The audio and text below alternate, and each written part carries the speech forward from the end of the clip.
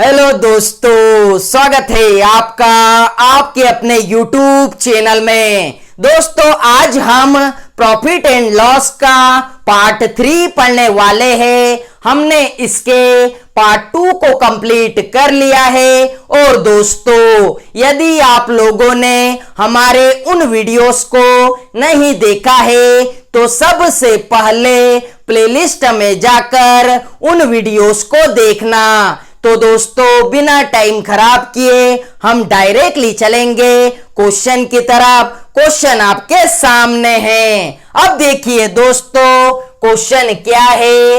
एक वस्तु को 900 रुपए में खरीद कर 12% लाभ पर बेच दिया जाता है, तो वस्तु का विक्रय मूल्य ज्ञात करो। दोस्तों, इस क्वेश्चन के अंदर हमें विक्रय मूल्य को या फिर सेलिंग प्राइस को फाइंड करना है। और दोस्तों, आपको एक बात पता होना चाहिए, खरीदने का मतलब कॉस्ट प्राइस होता है और बेचने का मतलब सेलिंग प्राइस होता है।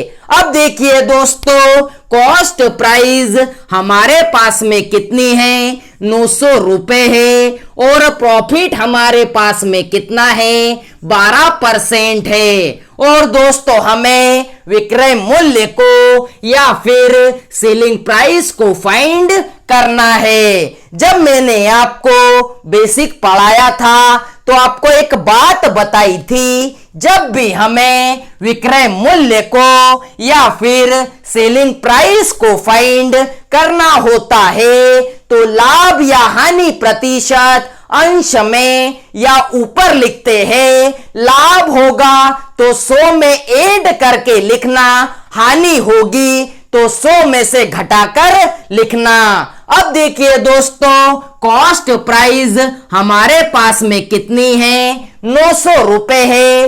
और हमें प्रॉफिट परसेंट दिया गया है, तो 100 के अंदर 12 को ऐड किया तो कितना होता है? 112% होता है। जैसे ही इसके साथ वाला परसेंट हटेगा तो बटे में 100 आ जाएगा। अब देखिए दोस्तों, मैंने आपको एक बात बताई, जब भी हमें विक्रय मूल्य को या फिर सेलिंग प्राइस को फाइंड करना होता है तो लाभ या हानि प्रतिशत अंश में या ऊपर लिखते हैं। दोस्तों, हमने लाभ प्रतिशत को कहां पर लिखा?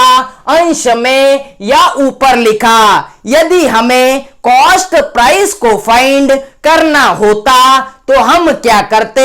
इस 112 को हर में या नीचे लिखते।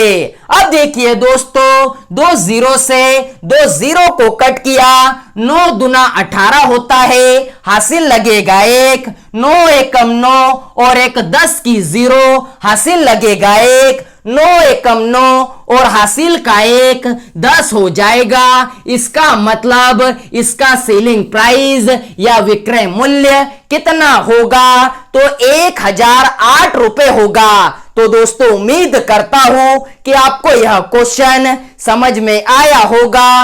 अब हम चलते हैं हमारे अगले क्वेश्चन की तरफ। तो देखिए दोस्तों, हमारा अगला क्वेश्चन। देखिए दोस्तों, हमारा अगला क्वेश्चन, यदि किसी वस्तु का क्रय मूल्य 500 रुपए तथा हानि 20% हो तो वस्तु का विक्रय मूल्य ज्ञात कीजिए। अब देखिए दोस्तों, इस क्वेश्चन के अंदर हमें विक्रय मूल्य को या फिर सेलिंग प्राइस को फाइंड करना है। अब देखिए दोस्तों, कॉस्ट प्राइस हमारे पास में कितनी है? तो 500 रुपए है। और आपको लॉस कितना दिया गया है? 20% लॉस दिया गया है। और हमें विक्रय मूल्य को या फिर सेलिंग प्राइस को फाइंड करना है। अब देखिए दोस्तों, पिछले क्वेश्चन के अंदर मैंने आपको बताया, जब हमें विक्रय मूल्य को या फिर सेलिंग प्राइस को फाइंड करना हो तो लाभ या हानि प्रतिशत अंश में या ऊपर लिखते हैं, लाभ होगा तो 100 में जोड़कर लिखना, यदि हानि होगी तो 100 में से घटाकर लिखना। अब देखिए दोस्तों, कॉस्ट प्राइस हमारे पास में कितनी है, 500 रुपए है और आपको इस बार हानि प्रतिशत दिया गया है। तो दोस्तों 100 में से 20 को घटाया तो कितना बचा, 80% बचा। 80 के साथ वाला प्रतिशत जैसे ही हटेगा तो बटे में 100 आ जाएगा। अब देखिए दोस्तों, हमें विक्रय मूल्य को या फिर सेलिंग प्राइस को फाइंड करना था। तो दोस्तों हमने क्या किया, हानि प्रतिशत को अंश में या ऊपर लिखा हुआ है। अब देखिए दोस्तों, 2 जीरो से 2 जीरो को कट किया, आटा पंजे 40 होता है और यह वाला जीरो भी हमने लगा दिया। तो दोस्तों आपकी सेलिंग प्राइस कितनी निकल कर आई, तो 400 रुपए निकल कर आई। तो दोस्तों उम्मीद करता हूं कि आपको यह क्वेश्चन समझ में आया होगा। अब हम चलते हैं हमारे अगले क्वेश्चन की तरफ। तो देखिए दोस्तों हमारा अगला क्वेश्चन, देखिए दोस्तों हमारा अगला क्वेश्चन, यदि किसी वस्तु को 2500 रुपए में बेचकर 25% का लाभ होता है तो वस्तु का क्रय मूल्य ज्ञात करो। दोस्तों इस बार हमें क्रय मूल्य को या फिर कॉस्ट प्राइस को फाइंड करना है। अब देखिए दोस्तों, सेलिंग प्राइस आपके पास में कितनी है, तो 2500 रुपए है और आपको प्रॉफिट कितना दिया गया है, तो 25% का प्रॉफिट दिया गया है और हमें क्रय मूल्य को या फिर कॉस्ट प्राइस को फाइंड करना है। और दोस्तों जब मैंने आपको बेसिक पढ़ाया था तो आपको एक बात बताई थी, जब भी हमें क्रय मूल्य को या फिर कॉस्ट प्राइस को फाइंड करना हो तो लाभ या हानि प्रतिशत हर में या नीचे लिखते हैं। लाभ होगा तो 100 में ऐड करके लिखना, हानि होगी तो 100 में से घटाकर लिखना। अब देखिए दोस्तों, सेलिंग प्राइस हमारे पास में कितनी है, तो 2500 रुपए है।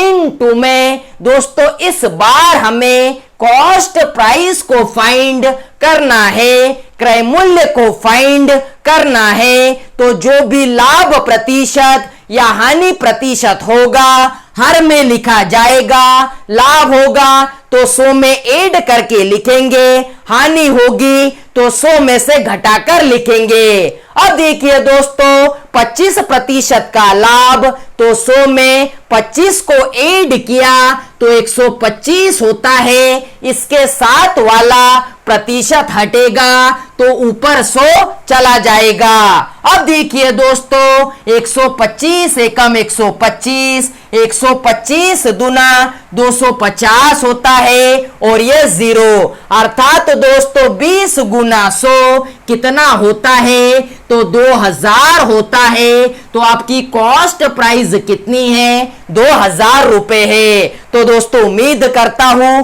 कि आपको यह क्वेश्चन समझ में आया होगा। अब हम चलते हैं हमारे अगले क्वेश्चन की तरफ। तो देखिए दोस्तों हमारा अगला क्वेश्चन, देखिए दोस्तों हमारा अगला क्वेश्चन, यदि किसी वस्तु को 4500 रुपए में बेचकर 10% की हानि होती है तो वस्तु का क्रय मूल्य ज्ञात करो। दोस्तों हमें क्रय मूल्य को या फिर कॉस्ट प्राइस को फाइंड करना है। अब देखिए दोस्तों सेलिंग प्राइस आपके पास में कितनी है, तो 4500 रुपए है। लॉस आपको कितना दिया गया है, तो 10% का लॉस आपको दिया गया है और हमें क्रय मूल्य को या फिर कॉस्ट प्राइस को फाइंड करना है। और दोस्तों मैंने आपको अभी पिछले क्वेश्चन में बताया,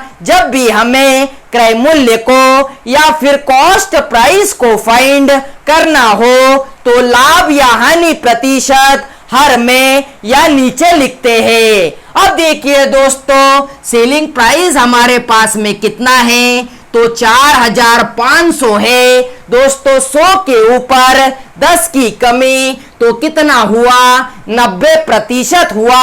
इसके साथ वाला प्रतिशत जैसे ही हटेगा तो ऊपर 100 चला जाएगा।